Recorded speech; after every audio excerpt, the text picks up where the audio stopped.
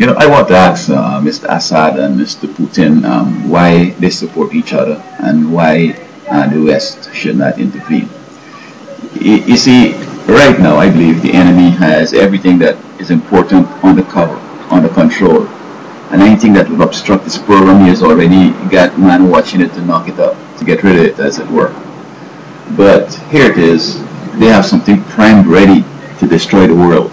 Okay, they want the NATO to, go in here and get stuck in the Middle East, in Iran and Assad country, Syria, and when they get bankrupt, then he's gonna come out saying, "I have money, I can take care of everybody. Just vote for me."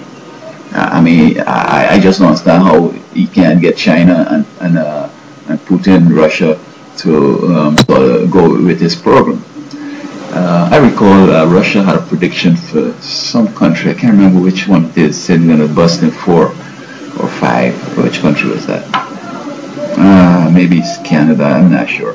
But anyway, so although Putin knows that, Putin seems still not to want that because somewhere and somehow, just how when the Soviet Union busted up, all the nuke bombs scattered all over the place, and the whole world's kind of like wandering and proliferation now in Iran and Pakistan and North Korea and all that stuff. Putin know that if whichever country he talks about going to split up is going to be some serious problems. Everything will collapse because they may see have money invested in that country and all this kind of stuff.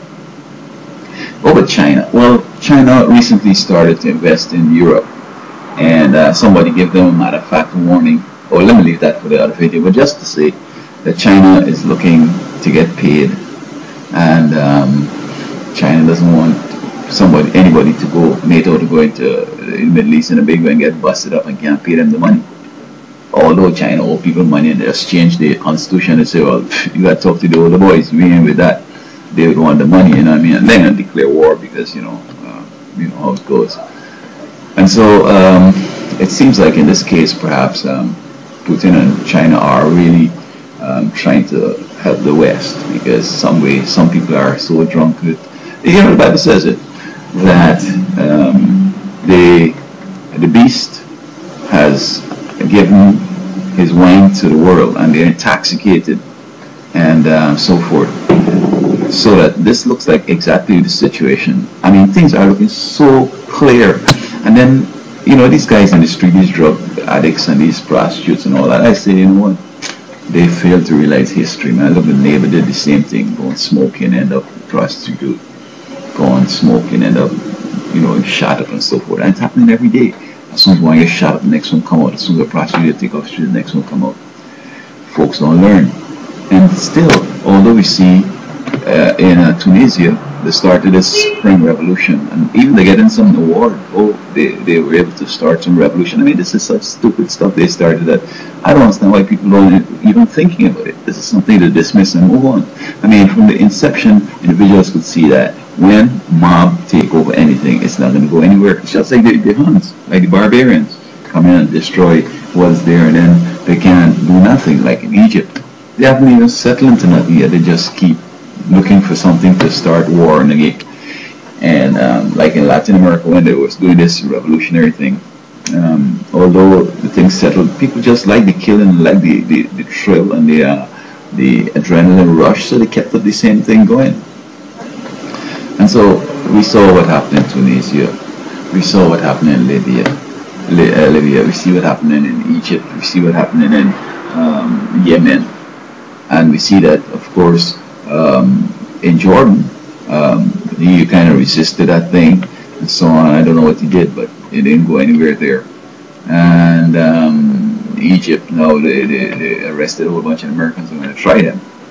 And we stand a little more closer to a war with Israel and these people because now there was some explosion in the Golan Heights pipeline out there, and they're cutting off the gas supplies to Israel and so on. So by now, the world and even the UN should be saying, you know what, Putin, I'm right.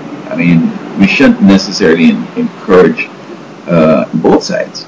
I mean, people should have freedom, but they should understand you just can't destroy government. And look in Egypt, tourism is there, the economy flagging, everything in the fall apart just now and then. They're going to come to the West and say we need some help. When the West needs help itself. So, I mean, it sounds kind of quirky, but you know, you're going to overthrow Syria. So the whole Middle East is in turmoil. And the whole Middle East looking to be recolonized again because all they want money. And they need this and they need that. And then they're going to come arrest your own citizens because they don't seem as if assisting them would make them love us. As I said in another video, these guys are not the enemy. They were just tools that the enemy used. And while some people might be elated that guys who brought terror and fear to their hearts is now falling apart and destroying themselves, you don't want to go there because it's going to get strange. We don't know who's going to emerge, but we know the Bible says that it's going to be some serious times ahead, and perhaps this is an indication. So why would one be sitting back complacent while some place is being burned and knowing that your house is just next door? I mean, in the beginning of it with Tunisia, I said, man, we just can't encourage this thing.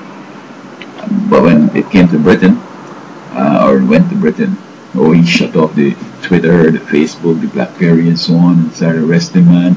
Even when Twitter said we can get over there, arresting him. So what's good over there is not good in Britain or elsewhere. But I think that the UN and everybody should be responsible.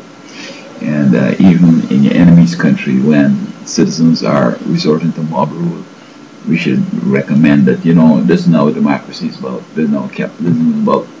Democracy is about, fair elections, respect for who's in power, and asking others to ensure that an orderly process is established so that in case you need to do things different, you can have change. But this kind of change that's going on there, I don't think it's a change for the better. I think it's just a change for the worse. So I think that Putin and Russia maybe should be asked, tell us what you're doing and show us the reasoning behind it, and then we could decide, but not because they're not following what we want to happen, that we might look at them as pariahs because the media that is shouting this and that. I mean, the Bible says that everybody's drunk with the wine of the wrath of her fornication. And as drunk people are, when they come to that stupor, if they ever come to it, then they say, oh my, look, I destroyed my family, I destroyed my wife, I destroyed everything. And then they sit on the corner with their chin in the hand. So I hope that folks are thinking and avoid, such a scenario.